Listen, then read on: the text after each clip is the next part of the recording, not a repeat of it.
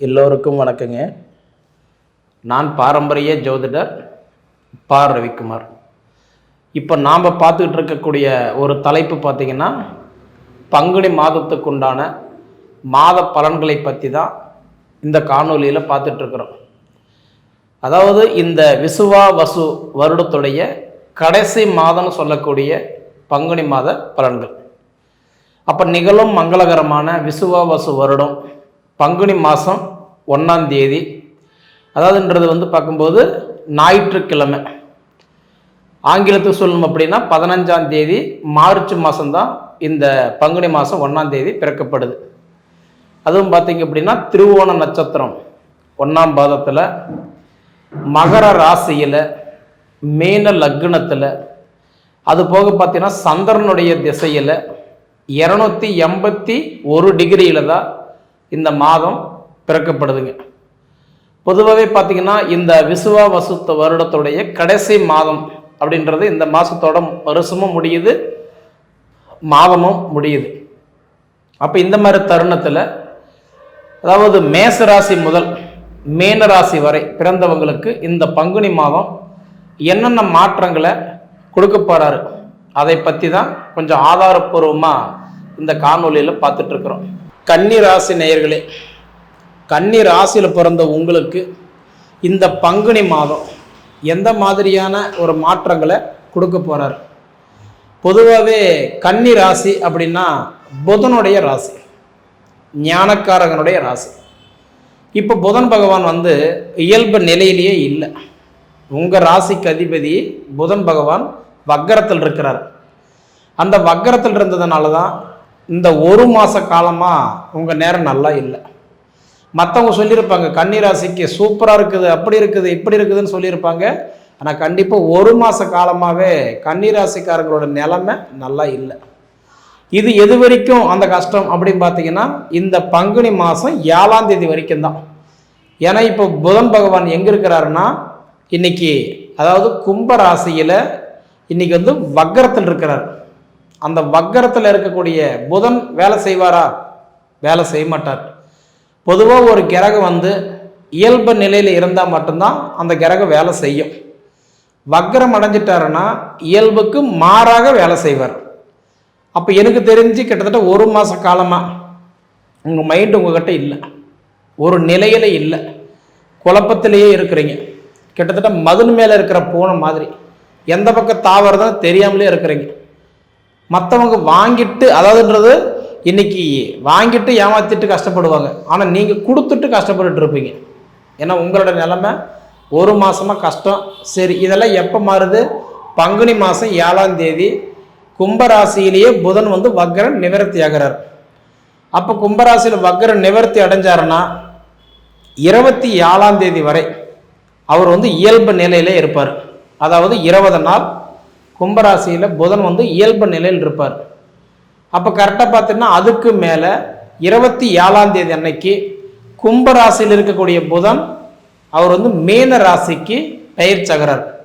அப்போ மீன ராசிக்குன்னா 6ஆம் இடத்துல இருக்கிற புதன் 7ஆம் இடத்துக்கு மாறுறார். 6ஆம் இடத்தை விட 7ஆம் இடம் நல்ல இடமாச்சு அப்படின்னு நீங்கள் நினைக்கலாம். அதுதான் தப்பு. காரணம் என்னென்னா இந்த 12 ராசியில் புதன் பகவான் உச்சமடைகிறது உங்கள் ராசியில் தான். நவகிரகத்திலேயே ஒரு கிரகம் ஆட்சி உச்சமாக இருக்கக்கூடிய ஒரே ஒரு கிரகம் உங்கள் ராசி மட்டும்தான். புதன் பகவான் உங்கள் வீட்டுக்கு ஆட்சியாக இருப்பார். அதே மாதிரி உங்கள் வீட்டில் தான் உச்சத்தில் இருப்பார். மீன ராசியில் தான் அவர் நீச்சம் அடைவார். நீச்சம் அப்படின்னா செயல் இழந்துருவார். சரிங்களா?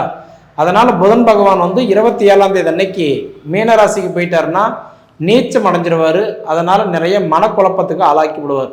அதனால் 27ஆம் தேதிக்கு மேலே தான் அந்த நிலைமை. அதனால் முதல்ல 7 நாள் வக்கரத்திலிருந்து கஷ்டத்தை கொடுக்குறாரு. கடைசி 3 நாள் நீச்சம் அடைஞ்சு கஷ்டத்தை கொடுக்குறாரு. அந்த இடப்பட்டது 20 நாள் பார்த்தீங்கன்னா உங்களுக்கு இந்த படிப்பு தரம் உயரும், படிப்பில் மாற்றங்கள் கிடைக்கும். ரெண்டாவது இந்த பேங்க் பிரச்சனை, அலுவலக பிரச்சனை இதெல்லாம் கொஞ்சம் சீராக வச்சுக்குவார். இந்த பணம் தட்டுப்பாடு எல்லாமே ஓரளவுக்கு மாறும். பொதுவாக இன்றைக்கி இதுக்கு முன்னாடி வீடு ஃபுல்லாக காசு இருந்த காலம் போய் இப்போ வீட்டில் 4 காசு எங்கே இருக்குமோன்ற தொலைவர காலத்துக்கு வந்துட்டீங்க. ஏன்னா எனக்கு தெரிஞ்சு ஒரு மாதமாக உங்கள் நிலைமையே நல்லா இல்லை. சரிங்களா? இது மாறுற டேட்டு தான் நான் சொல்கிறேன், இந்த பங்குனி 7ஆம் தேதிக்கு மேலே உங்களுக்கு நல்லாயிருக்கும். சரிங்களா? அடுத்தது பார்த்தீங்கன்னா உங்களுக்கு வந்து 2ஆம் இடம் தனஸ்தானத்துக்கு அதிபதியும் 9ஆம் இடம் பாக்கியஸ்தானத்துக்கு அதிபதியும் யாருன்னா சுக்கிரன் தான். அந்த சுக்கிரன் வந்து இப்போ எங்கே இருக்கிறாருன்னா 7ஆம் இடத்துல இருக்கிறார். பொதுவாக 7ஆம் இடத்துல போய் சுக்கிரன் உட்காந்துட்டா இந்த திருமணத்துக்கு நல்ல வாய்ப்பு கொடுப்பார். ஏன்னா 7ஆம் இடம்னா கலஸ்திரஸ்தானம், கலஸ்திரஸ்தானம், மாங்கல்யஸ்தானம், இன்னைக்கு இந்த மாதிரி சொல்லக்கூடிய யோகம் வந்து 7ஆம் இடம் தான். அந்த 7ஆம் இடத்துலயே சுக்கிரன் போய் அது குறிப்பாக வந்து உச்சமாகிறாரு. இப்போ எப்படி புதன் வந்து கன்னி ராசியில்ன்றது வந்து உச்சம் அடைஞ்சு மேன ராசியில் நீச்சம் அடைகிறாரோ, இதுக்கு நேர் ஆப்போசிட்டா சுக்கிரன் வேலை செய்வார். கன்னி ராசியில வந்து அதாவதுன்றது வந்து நீச்சம் அடைஞ்சிருவார், மேன ராசியில உச்சம் அடைவார், நேர் ஆப்போசிட்டா வேலை செய்யும். அப்போ எனக்கு தெரிஞ்சு சுக்கிரன் வந்து இப்போ உச்சத்தில் இருக்கிறார். உச்சம்னா அதிர்ஷ்டம். அதாவது ஒரு கிரகம் 100 டிகிரியில் இருக்கு அப்படின்னா நீச்சம் ஆகும்போது அந்த கிரகம் 100லிருந்து 200 டிகிரிக்கு போய் நமக்கு நல்லது பண்ணுவார். அதாவதுன்றது உச்சம் அடைஞ்சிட்டா. நீச்சம் அடைஞ்சிட்டா அந்த கிரகம் 0க்கு வந்துடுவார், வேலை செய்ய மாட்டார். அப்போ உச்சம்னா அதிர்ஷ்டம், நீச்சம்னா செயல் இழந்துருவார். சரிங்களா? அப்போ முதல்ல பார்த்தீங்கன்னா 11 நாளைக்கு சுக்கிரன் வந்து மேன ராசியில தான் உச்சத்தில் இருக்கிறார். அதனால பார்த்தீங்கன்னா இந்த வண்டி எடுக்கிறது, வாகனம் மாற்றுறது, வீட்டை ஆல்ட்ரேஷன் பண்ணுறது, பெயிண்டிங் வேலை, கப்போர்டு ஒர்க்கு, இந்த விளையாட்டுத்துறை கலைத்துறையில் இருக்கிறவங்களுக்கு, இந்த காவல் படை, கப்பல் படை, இன்னைக்கு இராணுவம், இந்த மாதிரி பார்த்தீங்கன்னா ஆர்மியில் இருக்கிறவங்களுக்கு, இந்த மாதிரி நம்ம குடும்பத்தை விட்டு வெளியில் போய் வேலை செய்கிறவங்களுக்கு எல்லாமே நிச்சயமாக இந்த மாதம் கண்டிப்பாக ஓரளவுக்கு நல்லா இருக்கும்.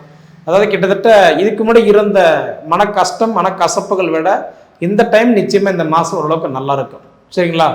இப்படி இருக்கும்போது பொதுவாகவே நான் ஒரு ஸ்போர்ட்ஸ் பிளேயருங்க, நான் ஒரு விளையாட்டு வீரர், எனக்கு நல்ல ஒரு வாய்ப்பு கிடைக்குமா, ரொம்ப ஆர்வமாக நான் வந்து முயற்சி பண்ணுறேன். ஆனால் என்னை விட ஹார்ட் ஒர்க் பண்ணுறவங்க நிறைய பேர் இருக்காங்க, இல்லைன்னு சொல்ல முடியாது. ஆனால் பார்த்துட்டிங்கன்னா எனக்கு பின்னாடி வரவங்க முன்னாடி போயிடுறாங்க, நான் அதே இடத்துல தான் இருக்கிறேன் அப்படின்னு சொல்கிறவங்களுக்கு எல்லாமே நிச்சயமாக உங்களோட நிலைமையெல்லாம் இந்த மாதத்துக்கு மேலே கொஞ்சம் சீராக இருக்கும். அதனால் நீங்கள் பயப்பட வேண்டாம், நல்ல வாய்ப்புகள் உங்களை தேடி வரும். சரிங்களா? அடுத்தது பார்த்துட்டிங்க அப்படின்னா உங்களுக்கு செவ்வாய் தைரியஸ்தானத்துக்கு அதிபதியும் 8ஆம் இடம் ஆயுள் ஸ்தானத்துக்கு அதிபதியும் யாருன்னா செவ்வாய் பகவான் 6ல் இருக்கிறார். 19 தேதி வரைக்கும் உங்களுக்கு நிறைய குழப்பத்தில் தான் வச்சிருப்பார். ஏன்னா 6ஆம் இடம், 8ஆம் இடம், 12ஆம் இடம் ஒரு கிரகம் உட்காந்தா அந்த கிரகம் அவ்வளோ சீக்கிரம் வேலை செய்யாது.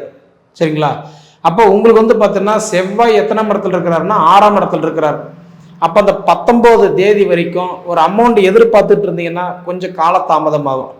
கொடுத்த காசு வாங்க முடியாமல், வாங்குற கடனை கட்ட முடியாமல், வச்ச நகையை திருப்ப முடியாமல், கமிட்மெண்ட்டு கொஞ்சம் தள்ளி போகும். அதாவது நிறைய கமிட்மெண்ட் வச்சுருப்பீங்க, அது எதுவுமே நம்மளுக்கு வந்து ஒரு சப்போர்ட் பண்ணாமல் இருக்கும். அதனால் எப்படி பார்த்தாலும் செவ்வாய் வந்து உங்களுக்கு 6ஆம் இடத்துல இருக்கிறதுனால முதல் 19 நாளைக்கு கொஞ்சம் கமிட்மெண்ட் மட்டும் கொஞ்சம் கம்மியாக வச்சுக்கோங்க. சரிங்களா? 19 தேதிக்கு மேலே தான் கும்பராசியில் இருக்கக்கூடிய செவ்வாய் மீன ராசிக்கு பயிற்சியாகிறார். அப்போ அடுத்தது வரக்கூடிய 11 நாளைக்கு உங்களுக்கு செவ்வாய் சூப்பராக வேலை செய்வார். ஏன்னா செவ்வாய் நல்லா இருந்தால் மட்டும்தான் இந்த கடன் பிரச்சனைலாம் குறையும். நிறைய பேர் பாருங்கள், கடன் பிரச்சனை தீர்றதுக்கு லேண்டு விற்கிறது, சொத்து விற்கிறது, நகை விற்கிறது, இல்லை லோன் போடுறது, இந்த மாதிரி வந்து கரெக்டாக ஒரு இடத்துல பணம் கேட்டு வச்சிருக்கிறது, இந்த மாதிரி விஷயமெல்லாம் தாமதமாகவும் வாங்கி பிரயோஜனம் இல்லை, தள்ளி தள்ளி போகும். ஆனால் 19 தேதிக்கு மேலே அதோடைய எடுத்த முயற்சிகள் உங்களுக்கு வெற்றி கொடுக்கும். சரிங்களா? அதனால் ஒன்றும் இல்லைங்க, நீங்கள் ஒரு 19 நாளைக்கு இந்த குடுக்கல் வாங்கல் சம்மந்தப்பட்ட விஷயமா இருந்தால், கடன் சம்மந்தப்பட்ட விஷயமா இருந்தால் ஒரு 19 நாளைக்கு மட்டும் கொஞ்சம் பொறுமையாக செயல்படுறது நிச்சயமாக உங்களுக்கு நல்லது. அதே அடுத்தது பார்த்தீங்க அப்படின்னா குரு உங்களுக்கு 10ல் இருக்கிறார். பொதுவாகவே 10ல் குரு இருந்தால் பதவி கூட பறிபோக மாட்டான். பதவி மட்டும்தான் பறிபோகுமா? இல்லை, அந்தஸ்து, கௌரவம், அதாவதுன்றது தன்னம்பிக்கை, விடாமுயற்சி, நல்ல பேர், கிட்டத்தட்ட எல்லாமே நமக்கு தாமதமாகும். ஏன்னா 10ஆம் இடத்துல குரு வந்து உட்காந்துட்டாருன்னு வச்சுக்கோங்களேன், இது எப்படி சொல்றது அப்படின்னா மதன் மேலே இருக்கிற பூனை மாதிரி, அப்படியே ஆசை காட்டு மோசம் பண்ணுற மாதிரி. இப்போல்லாம் நிறைய உங்களுக்கெல்லாம் பாருங்கள், இந்த பாஸ்போர்ட்டு, இந்த விசா சம்மந்தப்பட்ட விஷயங்கள் கொஞ்சம் தாமதமாகும். பேங்குக்கு சம்மந்தப்பட்ட லோனு இன்றைக்கி இந்த மாதிரி பார்த்தீங்கன்னா சம்மந்தப்பட்ட விஷயங்கள் தடையாகும். இல்லை ஒரு சீட்டு போட்டிருக்கிறீங்க, ஒரு பணம் எதிர்பார்த்துட்டு இருக்கிறேன், இல்லை என் பணமே வெளியில் இருக்குன்னு எதிர்பார்த்துட்டு இருக்கிற வருமானம், இதெல்லாம் கொஞ்சம் தாமதப்படுத்தி தான் கொடுப்பானுங்க. சரிங்களா?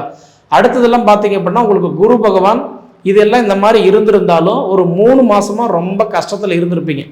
இது டேட்டை சொல்கிறேன் எப்போ இருந்ததுன்னா 2025 அதாவதுன்றது கரெக்டாக சொல்லணும்னா டிசம்பர் 7ஆம் தேதியிலிருந்து மார்ச் 11 வரைக்கும் இந்த குழப்பமெல்லாம் இருந்தது. அதாவது மாதம் 27 வரைக்கும் அந்த குழப்பம் இருந்தது. அந்த குழப்பமெல்லாம் இதுக்கு மேலே தீரும்.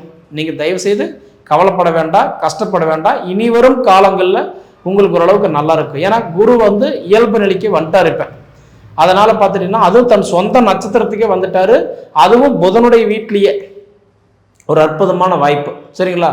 அதனால் ஒன்றும் இல்லை. இதுக்கு முன்னாடி சிரமப்பட்டது கஷ்டப்பட்டது என்னமோ உண்மைதான். அந்த கஷ்டம் இதுக்கு மேலே இருக்காது. நீங்கள் பயப்பட வேண்டாம். அதனால் எனக்கு தெரிஞ்சு குரு தன் சொந்த நட்சத்திரத்தில் இப்போ கரெக்டாக வக்கர நிவர்த்தி அடைஞ்சதுனால கன்னி ராசிக்காரங்களுக்கு இதுக்கு மேலே தான் ஒரு நிறைய மாற்றங்கள் உங்களுக்கு கொடுப்பாரு. சரிங்களா? ஏன்னா சனி உங்கள் ராசி 7ஆம் இடமா பார்க்குறாரு. அது ஒரு வாய்ப்பு உங்களுக்கு. அதனால தான் உங்களுக்கு என்ன சொல்கிறோம், கண்டகச்சனின்னு சொல்கிறோம். அதனால் கொஞ்சம் நீர், நெருப்பு, எண்ணெய், தண்ணி, வண்டி, வாகனத்தில் கொஞ்சம் கவனமாக இருங்க. சரிங்களா? முடிஞ்ச வரைக்கும் கன்னிராசிக்கு இந்த மாதம் நல்லதாக நடக்கும். அதில் எந்த மாற்றம் இல்லை. அதுக்கு முன்னாடி நம்ம ஜாதகம் நமக்கு நல்லா இருக்குதா அதை மட்டும் ஒரு தடவை பார்த்துக்கோங்க. சரிங்களா? நன்றிங்க.